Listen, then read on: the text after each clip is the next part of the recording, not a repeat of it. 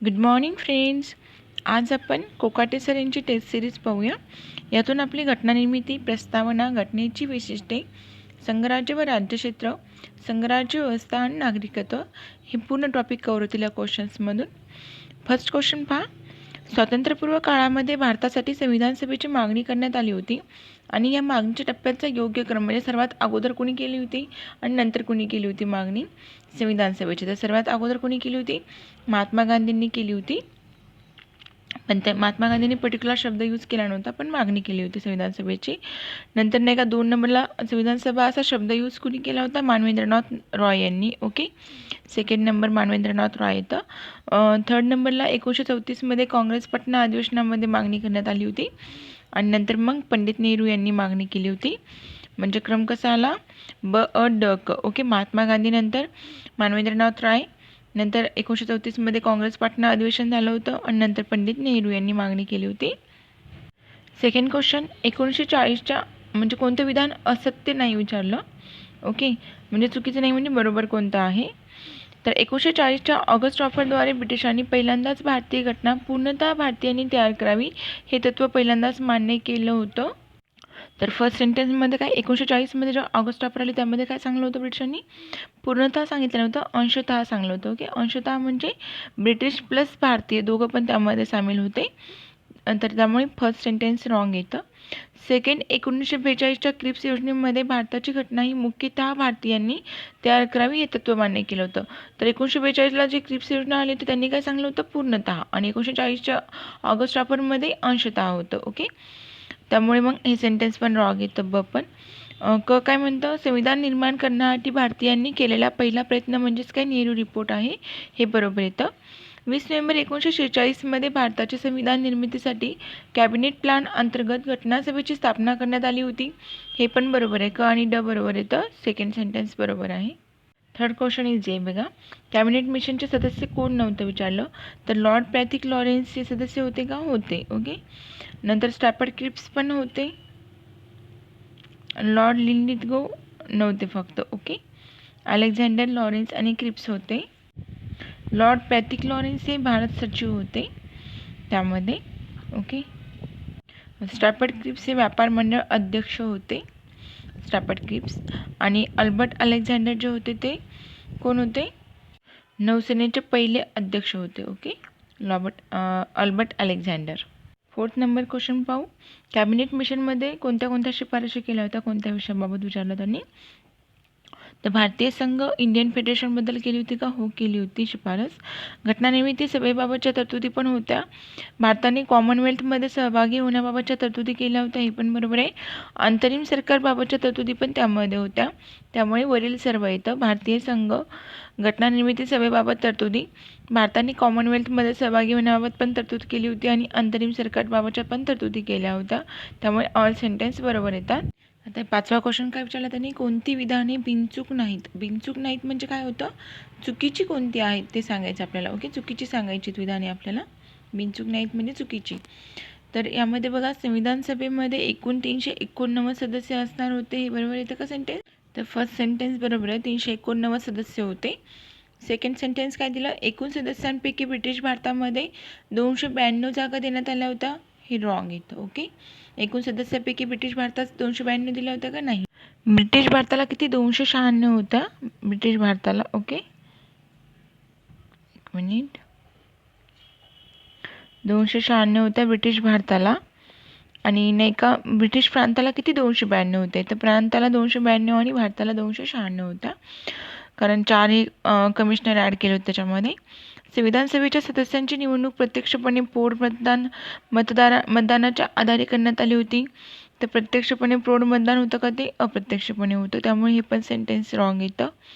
संस्थानिकांच्या प्रतिनिधींची निवड प्रत्यक्षपणे संस्थानिकांमार्फत होणार होती, तर हे बरोबर आहे. ओके, 6वा नंबरचा क्वेश्चन बघू. कोणत्या पक्षाला संविधान सभेमध्ये फक्त एकच सदस्य एवढं प्रतिनिधित्व होतं? तर कोणता कोणता पक्ष होता तो? कृषक Praja party, scheduled caste federation आणि कम्युनिस्ट पार्टी ऑफ इंडिया. या पक्षाला फक्त एकच सदस्य एवढं प्रतिनिधित्व होतं. Okay, Krishak Praja party, scheduled caste federation, communist party of India. 7वा क्वेश्चन. घटना समितीच्या पहिल्या अधिवेशनाला पुढीलपैकी कोणत्या देशाने शुभेच्छा संदेश पाठविला नव्हता? तर कोणत्या देशाने पाठवलं नव्हतं? फक्त ब्रिटनने पाठवला नव्हता. ओके. नंतर अमेरिका, चीन, ऑस्ट्रेलिया या तिघांनी पण पाठवला होता, पण ब्रिटनने पाठवला नव्हता शुभेच्छा संदेश. ओके. 8 नंबर क्वेश्चन पाहूया. पुढीलपैकी कोणते सदस्य संविधान सभेमध्ये बिगर काँग्रेस सदस्य म्हणून निवडले गेले होते? कोणते कोणते होते ते? तर दरभंगाचे महाराज होते जयपाल सिंग मुंडा, के.टी. शहा, ज्वालाप्रसाद श्रीवास्तव, हे सर्वच जण होते. वरील सर्व येतं उत्तर. एकूण 44 जण होते ते बिगर काँग्रेस सदस्य. आणि त्यामध्ये दरभंगाचे महाराज होते जयपाल सिंग मुंडा होते, के.टी. शहा, ज्वालाप्रसाद श्रीवास्तव पण होते. आता जोडायला लावा. त्यांनी स्त्री सदस्य आणि त्यांचा मतदारसंघाबद्दल विचारले. तर दुर्गाबाई देशमुख यांचा मतदारसंघ कोणता होता? मद्रास होता. ओके. दुर्गाबाई देशमुख म्हटलं तर मद्रास येतं. हंसा मेहता यांचा बॉम्बे होता, बॉम्बे. रेणुका रे म्हटलं तर पश्चिम बंगाल. आणि मालती चौधरी ओरिसाचा होता. ओके. मतदारसंघ त्यांचा दुर्गाबाई देशमुखचा मद्रास, हंसा मेहता बॉम्बे, रेणुका रे पश्चिम बंगाल, मालती चौधरी ओरिसा. 10 नंबरचा क्वेश्चन. 1947च्या स्वातंत्र्य कायद्याने संविधान सभेच्या रचनेमध्ये कोणते बदल घडून आणले होते? तर घटना समिती सार्वभौम बनली होती, हे पण बरोबर आहे. 1947च्या कायद्यामुळे घटना समिती सार्वभौम बनली होती.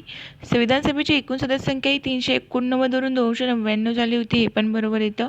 भारतीय प्रांतांची प्रतिनिधी संख्या 296 वरून 229 झाली होती, हे पण बरोबर आहे. संस्थानिक प्रतिनिधी संख्या 93 वरून 70 झाली होती, हे पण बरोबर येतं. म्हणजे वरीलपैकी सर्वच बरोबर आहे त्यामध्ये. 11 नंबरचा क्वेश्चन बघा. कोणती विधाने बिनचूक आहेत विचारलं त्यांनी, म्हणजे बरोबर कोणतं आहे? तर घटना समितीच्या पहिल्या अधिवेशनाला एकूण 208 सदस्य हजर होते, हे सेंटेन्स बरोबर आहे. एकूण पहिल्या बैठकीला किती? 208 सदस्य होते. संविधान सभेच्या पहिल्या अधिवेशनाला एकूण 211 सदस्य हजर होते, हे पण बरोबर आहे. पहिल्या अधिवेशन म्हटलं तर 211 सदस्य आणि पहिली बैठक म्हटलं तर 208 सदस्य हजर होते. संविधान सभेच्या पहिल्या 2 अधिवेशनांना मुस्लिम लीगचा एकही प्रतिनिधी उपस्थित नव्हता, हे सेंटेन्स एकदम बरोबर येतं. आणि ड म्हणते काय? संविधान सभेच्या पहिल्या अधिवेशनाला भारतीय संस्थानांचे काहीच प्रतिनिधी उपस्थित होते. तर ड हे सेंटेन्स रॉंग येतं. फक्त अ ब क बरोबर आहे, कारण पहिल्या अधिवेशनामध्ये मुस्लिम लीग म्हणजे दोन्ही अधिवेशनामध्ये मुस्लिम लीग प्रतिनिधी उपस्थित नव्हते, हे पण बरोबर आहे. आणि काही संस्थानिकांचे प्रतिनिधी पण उपस्थित नव्हते यामध्ये. म्हणजे ड का बरं चुकीचं आहे? कारण संविधान सभेच्या पहिल्या अधिवेशनाला मुस्लिम लीगचा एकही सदस्य उपस्थित नव्हता आणि संस्थानिकांचे पण एकही सदस्य उपस्थित नव्हता. काही नाही, एकही सदस्य उपस्थित नव्हता पहिल्या अधिवेशनाला, त्यामुळे ड सेंटेन्स रॉंग येतं. अ ब क बरोबर आहे. 12वा क्वेश्चन बघू. मसुदा समितीविषयी अचूक विधान सांगायचे आपल्याला. तर फर्स्ट सेंटेन्स काय म्हणते? 29 ऑगस्ट 1947 रोजी म्हणजे स्वातंत्र्यप्राप्तीनंतर पार पडलेल्या 5व्या अधिवेशनामध्ये गठीत झाली होती, बरोबर आहे. मसुदा समितीमध्ये अध्यक्षाव्यतिरिक्त इतर 7 सदस्य होते, तर हे रॉंग येतं. बघा, अध्यक्षाला पकडून नाही का, म्हणजे अध्यक्षासहित नाही का 7 सदस्य होते, अध्यक्षाव्यतिरिक्त नाही, अध्यक्षासहित. ओके, 7 सदस्य होते, त्यामुळे हे रॉंग येतं. अ बरोबर आहे. क काय म्हणते? बी.एल. मित्तल आणि डी.पी. खितान यांची मसुदा समितीवर अपक्ष म्हणून निवड झाली होती, हे बरोबर आहे. मसुदा समितीची पहिली बैठक ही 30 ऑगस्ट 1947 रोजी पार पडली होती, हे पण बरोबर येतं. म्हणजे अ क ड बरोबर आहे, फक्त ब रॉंग येतं त्यामध्ये. 13 नंबरचा क्वेश्चन बघू. उद्दिष्टांच्या ठरावासंदर्भात कोणती विधाने बिनचूक आहेत, म्हणजे बरोबर आहेत विचारलं त्यांनी. तर भारत एक स्वतंत्र सार्वभौम समाजवादी गणराज्य असेल, तर असा उल्लेख केलेला नाही आहे, त्यामुळे अ रॉंग येतं. बघा, अ रॉंग येतं. भारत एक संघ असेल, हे बरोबर आहे. भारतातील जनतेला क्रमाने न्याय, समता आणि स्वातंत्र्य दिलं जाईल, हे पण बरोबर येतं. अल्पसंख्याक, वंचित, इतर मागासवर्ग, आदिवासी क्षेत्र यांच्यासाठी घटनेमध्ये संरक्षक कृती केल्या जातील, हे पण बरोबर आहे. म्हणजे ब क ड बरोबर येतं, फक्त अ रॉंग आहे यामध्ये. आता 14 नंबरचा क्वेश्चन. पुढीलपैकी कोणत्या व्यक्तींनी घटना समितीचे सदस्य नसतानाही घटना निर्मितीच्या प्रक्रियेमध्ये विविध समित्यांचे अध्यक्षपद भूषविले आहेत, तर कोण आहेत असे? याचा आन्सर आहे तर बघा, नलिनी रंजन सरकार होत्या, ते पण होते. एस वर्धाचारी, एस के धारे, तिन्ही पण. ओके. क्वेश्चन काय विचारलं त्यांनी की कोणत्या व्यक्तींनी घटना समितीचे सदस्य नसतानाही म्हणजे विविध समित्यांचे अध्यक्षपद बसविले? नलिनी रंजन सरकार पण होते अध्यक्ष, एस वर्धाचारी पण होते आणि एस के धार पण होते. पण हरिश्चंद्र मुखर्जी हे सदस्य होते, घटना समितीचे सदस्य होते. हे ड म्हणजे अ ब क आन्सर यायला पाहिजे आपलं. कारण हे सदस्य होते, आपल्याला सदस्य नसतानाही विचारलेलं आहे. 15 नंबरचा क्वेश्चन पाहू. पुढीलपैकी कोणत्या समितीचे अध्यक्षपद पंडित जवाहरलाल नेहरू यांनी भूषविले नाही म्हटलं तर राज्य समिती, संघ अधिकार समिती, संघराज्य घटना समिती, वित्त आणि स्टाफ समिती. तर यापैकी कोणती असणार आहे? वित्त आणि स्टाफ समितीचं अध्यक्षपद कुणी भूषवलं होतं? डॉक्टर राजेंद्र प्रसाद यांनी. राज्य समिती, संघ अधिकार समिती आणि संघराज्य घटना समिती याचं अध्यक्षपद पंडित जवाहरलाल नेहरू यांनी भूषविलं होतं, या 3 समित्यांचं. पण वित्त आणि स्टाफ समितीचं डॉक्टर राजेंद्र प्रसाद यांनी भूषविलं होतं. 16 नंबरचा क्वेश्चन पाहू. कोणती विधाने बरोबर आहे ते सांगायचे. तर राज्यसभेवर राष्ट्रपतीद्वारे सदस्यांची नियुक्ती ही प्रक्रिया भारताने आयर्लंडच्या घटनेवरून स्वीकारली, हे सेंटेन्स बरोबर आहे. राज्यसभा सदस्यांची निवडणूक व्यवस्था भारताने दक्षिण आफ्रिकेच्या घटनेवरून स्वीकारली, त्यामुळे दोन्ही सेंटेन्स बरोबर आहेत. ओके. आपण राज्यसभेवर राष्ट्रपतीद्वारे सदस्यांची नियुक्ती ही प्रक्रिया कुठून स्वीकारली आहे? आयर्लंडकडून. आणि राज्यसभा सदस्यांची निवडणूक व्यवस्था भारताने दक्षिण आफ्रिकेच्या घटनेवरून स्वीकारली आहे, त्यामुळे दोन्ही सेंटेन्स बरोबर येतात. जोड्या लावा. स्रोत आणि तरतुदी कुठून घेतली आपण ते सांगायचे. तर 1935च्या कायद्यातून आपण कोणती तरतूद घेतलेली आहे? तर बघा, 1935च्या कायद्यामध्ये आपण आणीबाणीची तरतूद आहे. आणीबाणीची त्यामध्ये ब्रिटिश घटनेमध्ये लोकसभा सभापतीची तरतूद केली आहे. आयर्लंडकडून आपण राष्ट्रपतीची निवडणूक पद्धत, कॅनडाकडून सर्वोच्च न्यायालय सल्लाविषयक अधिकार क्षेत्र आपण कॅनडाकडून घेतलं. ओके. 1935चा कायदा म्हणलं तर आणीबाणी, ब्रिटिश घटना लोकसभा सभापती, आयर्लंडकडून राष्ट्रपती निवडणूक पद्धत, कॅनडाकडून सर्वोच्च न्यायालय सल्लाविषयक अधिकार क्षेत्र. आता समिती आणि अध्यक्षांच्या जोड्या लावायच्या आहेत. तर सुकाणू समिती आहे. अध्यक्ष कोण होते सुकाणू समितीचे? Rajendra Prasad. Okay. Order of business समिती म्हणलं तर के एम मुंशी. ओके. के एम मुंशी इथं. संघ घटना समितीचे पंडित नेहरू होते अध्यक्ष, आणि सभागृह समितीचे आल्हादी कृष्णस्वामी अय्यर. ओके. सुकाणू समिती Rajendra Prasad, order of business समिती के एम मुंशी, संघ घटना समिती म्हणलं तर पंडित नेहरू, सभागृह समिती म्हणलं तर आल्हादी कृष्णस्वामी अय्यर. 19 नंबरचा क्वेश्चन पाहू. प्रस्ताविकेमध्ये सर्वात पहिल्यांदा उच्चारण्यात आलेला शब्द कोणता आहे? तर न्याय हा शब्द सर्वात पहिल्यांदा उच्चारला. नंतर भारतीय घटनेमध्ये जनतेला आर्थिक न्यायाची खात्री पुढीलपैकी कोणत्या तरतुदीच्या सहाय्याने देण्यात आली आहे? आर्थिक न्यायाची खात्री म्हणलं तर प्रस्ताविकेमध्ये दिलेली आहे. आर्थिक न्यायाची खात्री ही स्पष्टपणे प्रस्ताविकेमधून दिलेली आहे, मग याचा आन्सर काय येणार आहे? प्रस्ताविका. भारत प्रजासत्ताक आहे म्हणजे नेमकं काय? तर भारतामधला राष्ट्रप्रमुख अप्रत्यक्ष जनतेद्वारे निवडला जातो, म्हणून भारत हे प्रजासत्ताक आहे. ओके. राष्ट्रप्रमुख हा अप्रत्यक्षपणे जनतेद्वारे निवडला जातो. 22 नंबरचा क्वेश्चन पाहूया. प्रस्ताविकेबद्दल अयोग्य विधान म्हणजे चुकीचे विधान सांगायचं आहे. तर प्रस्ताविका ही कायदेमंडळासाठी अधिकाराचा स्रोत नाही आहे, हे बरोबर आहे. प्रस्ताविका ही कायदेमंडळाच्या अधिकारांवर कोणतेही बंधन आणत नाही, हे पण बरोबर आहे. प्रस्ताविका ही अवादयोग्य आहे म्हणजे प्रस्ताविकेविरुद्ध आपण म्हणजे न्यायालयात जाऊ शकतो का? नाही जाऊ शकत, त्यामुळे ते पण बरोबर येतं. म्हणजे यापैकी नाही, तिन्ही सेंटेन्स हे बरोबरच आहे, चुकीचं कोणतंच नाही यामध्ये. प्रस्ताविकेसंदर्भामध्ये आपल्याला बिनचूक विधान सांगायचे. तर राज्यघटनेच्या सुरुवातीला सरनामा असलेली अमेरिकन राज्यघटना पहिलीच राज्यघटना आहे, बरोबर आहे. भारतासह अनेक राष्ट्रांनी अमेरिकेचं अनुकरण केलं आहे, हे पण बरोबर आहे. प्रस्ताविका मोतीलाल नेहरू यांनी मांडलेल्या उद्दिष्टांच्या ठरावावर आधारित आहे, तर हे सेंटेन्स रॉंग येतं. मोतीलाल नेहरू नाही, पंडित नेहरूंच्या उद्दिष्टांच्या ठरावांवर आधारित आहे, इथे पंडित नेहरू पाहिजे होतं. आतापर्यंत प्रस्ताविकेमध्ये एकदाही दुरुस्ती करण्यात आली नाही, हे पण बरोबर आहे. ओके. ड पण बरोबर आहे, फक्त क चुकीचे येते यामध्ये. सरनाम्याबद्दल मते याबद्दल जोड्या लावा आहे. तर कोणाचं मत काय होतं तर पाहू. पंडित ठाकूरदास भार्गव यांचं मत काय होतं? संविधानाची गुरुकिल्ली. ओके. पंडितांनी काय म्हटलं? संविधानाची गुरुकिल्ली.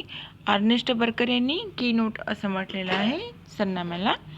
के एम मुंशी यांनी राजकीय समाजाच्या पारुपाचे कथन म्हटलं, के एम मुंशी यांनी. आणि रमेशचंद्र लोहाटी यांनी एक राजकीय दृष्टी सरनाम्याला म्हटलं. ओके. पंडित ठाकूरदास भार्गव म्हटलं तर संविधानाची गुरुकिल्ली.